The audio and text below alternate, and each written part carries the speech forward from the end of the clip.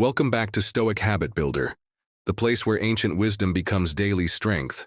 Here, we don't just talk about philosophy, we practice it.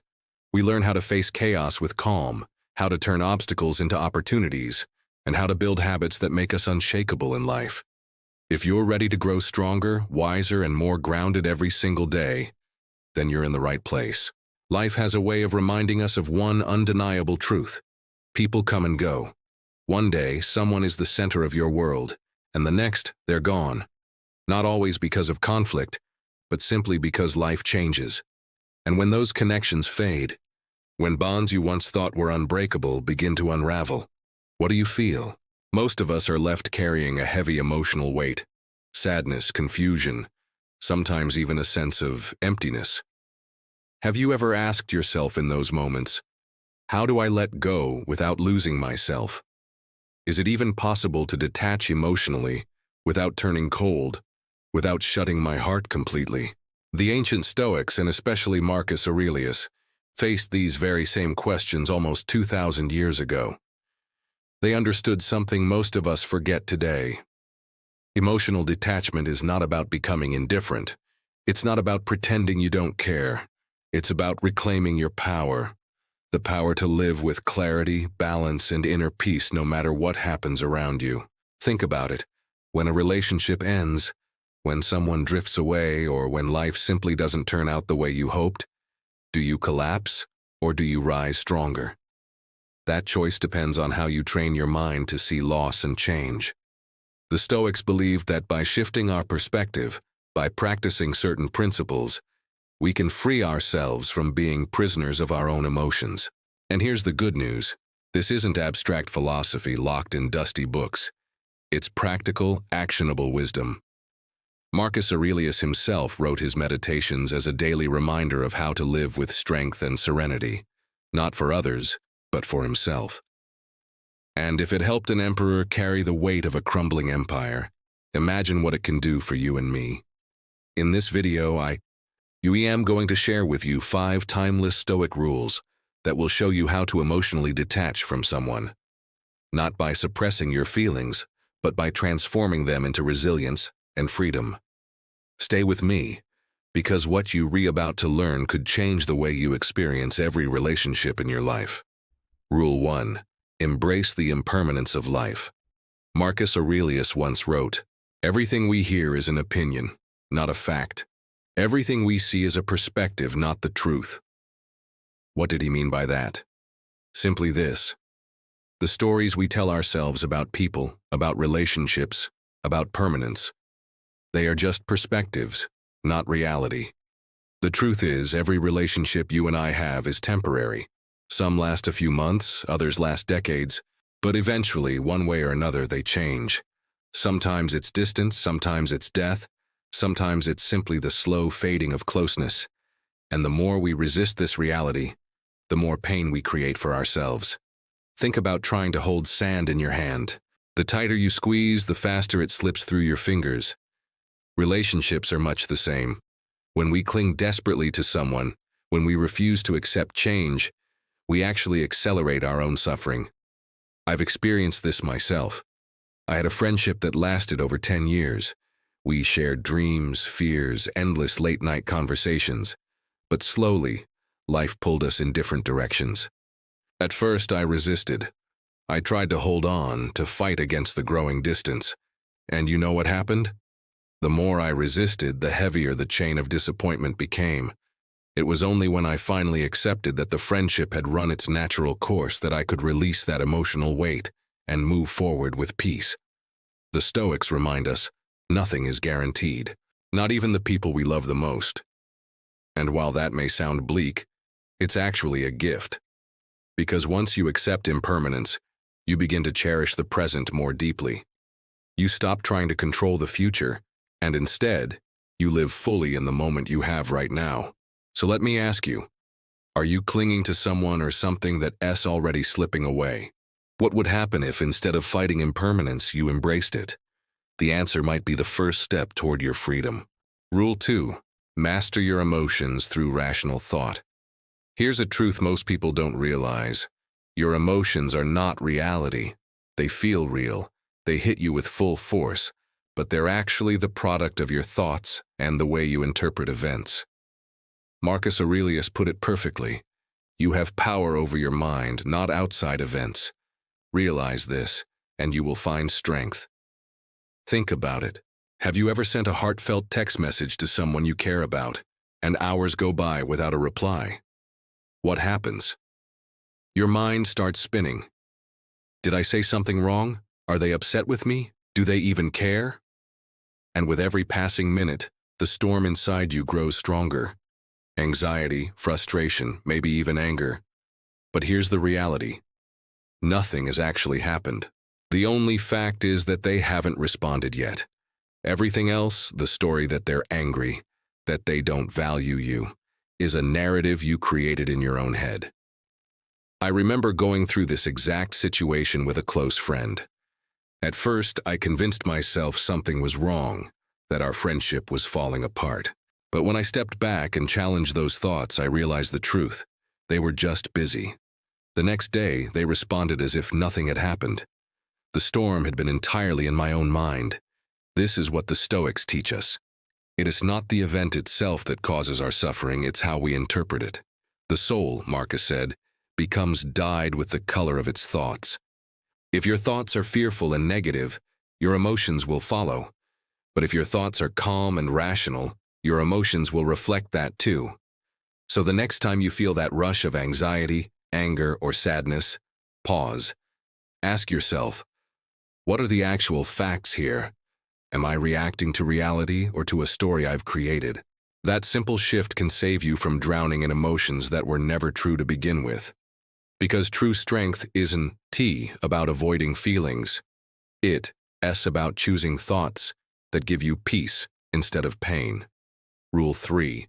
Practice negative visualization. At first, this idea might sound a little dark. Why would anyone want to imagine loss or hardship before it happens? But the Stoics understood something powerful. By facing the possibility of loss in our minds, we soften the blow if it ever comes in reality. It's not about being pessimistic. It's about preparing the heart. Marcus Aurelius once wrote, "Do not imagine all your misfortunes at once, but face each one with calm." In other words, don't let fear overwhelm you. But do train yourself to accept that change, loss, and endings are all a natural part of life. Think about it. Imagine you have a best friend who means the world to you. One day they tell you they might be moving across the country. If you never allow yourself to consider that possibility, the moment it happens will crush you. But if you've practiced picturing life without them, not with bitterness, but with calm acceptance, then when the day comes, the sadness is gentler, the shock less overwhelming. I once tried this practice myself when my mentor was getting older. Instead of ignoring the thought of losing him one day, I allowed myself to sit with it, to imagine conversations I might no longer have, lessons I might never hear again. Strangely, that exercise didn't make me more anxious. It made me more grateful. Every moment I had with him afterward felt like a gift, not something to take for granted. That's the true power of negative visualization. It doesn't steal your joy, it amplifies it. By reminding us that everything we love is temporary, it teaches us to cherish the present more deeply. So ask yourself, what would life look like if this person, this comfort, this opportunity were gone tomorrow? If you can face that truth today, you will not only be stronger when life changes, you will also live with more appreciation, more gratitude, and more peace right now. Rule 4. Focus on what you can control. This may sound simple, but it's one of the hardest truths we need to accept. Life is full of things outside of our control, the choices of other people, the ups and downs of the economy, even the way someone reacts to our kindness. Yet so often we waste endless energy trying to bend these things to our will. And when they don't go our way, we suffer. The Stoics teach us to draw a clear line. On one side, the things within our power, our thoughts, our actions, our reactions. On the other side, everything else. What others think, how they feel, the outcome of events we cannot change. And here's the key. Our peace depends on which side we choose to live on. Think about love, for example. You can pour your heart into a relationship, give your best, and show loyalty and care. But you cannot force another person to love you back. The moment you try to control what isn't yours to control, you hand over your happiness to someone else. Freedom comes when you let go, when you realize your worth is not determined by another decision. Marcus Aurelius wrote, "The obstacle becomes the way." What he meant is that when we stop fighting reality, when we accept what we cannot change, the very thing that seemed to hold us back can become a path forward. Maybe a closed door redirects you to a better opportunity. Maybe rejection teaches you self-respect. Maybe loss shows you how strong you really are. So I'll ask you, how much of your stress today comes from trying to control things you simply cannot? What if instead you focused your energy only on your choices, your attitude, your discipline? That's where real power lies.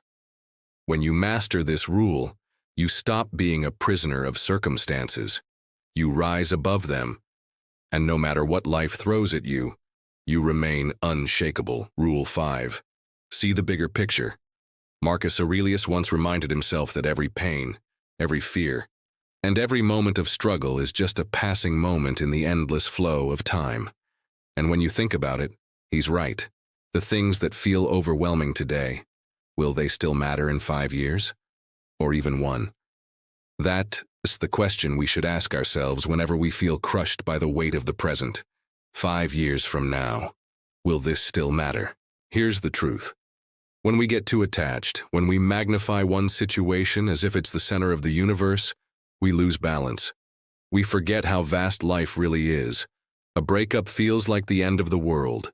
Losing a job feels like the end of our worth. But in reality, these are just chapters in a much greater story. Think about a heartbreak. In the moment, it feels like everything has collapsed. You can't imagine life without that person. But give it time, look back years later, and what once felt unbearable now looks like a turning point. Maybe even a blessing. The pain you thought would break you often becomes the pain that shaped you. The Stoics weren't asking us to ignore emotions. They were teaching us to frame them differently, to zoom out, to remind ourselves that life is bigger than a single failure, a single relationship, or a single season of difficulty. So next time you feel stuck, ask yourself, is this really as permanent as it feels right now? Or is this just one page in my story? Because the bigger picture always shows us something powerful, that we are more than this moment, and life still has chapters waiting to be written. When you learn to see life this way, you stop drowning in the present storm and start realizing you're sailing across an entire ocean. So let's bring everything together. Detaching yourself from emotions doesn't mean becoming cold, distant, or unfeeling. It doesn't mean shutting down your heart. What it really means is learning to see emotions for what they are, temporary waves, not permanent truths. The Stoics taught us that life is impermanent. Everything changes. People come and go. Success rises and falls. And when we resist that truth, we suffer. But when we accept impermanence, we stop clinging and start living. It also means using reason to guide your emotions, instead of letting your emotions dictate your every move. Anger can rise, sadness can visit, fear can whisper. But you are not required to obey them. You can choose your response. That is real freedom. The Stoics even practiced preparing for loss in advance. Not because they were pessimistic, but because they wanted to be strong when life tested them.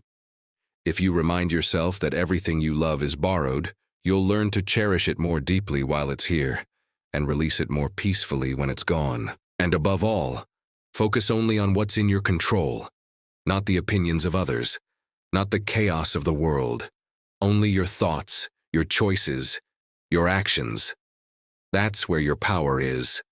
When you put all of this together, acceptance, reason, preparation, perspective, something beautiful happens.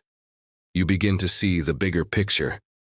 You stop being chained by your emotions, and you start experiencing a kind of inner freedom most people never find. So let me leave you with one question, one you can carry with you every single day. Do I control my emotions, or do my emotions control me? Because the answer to that question determines the quality of your entire life.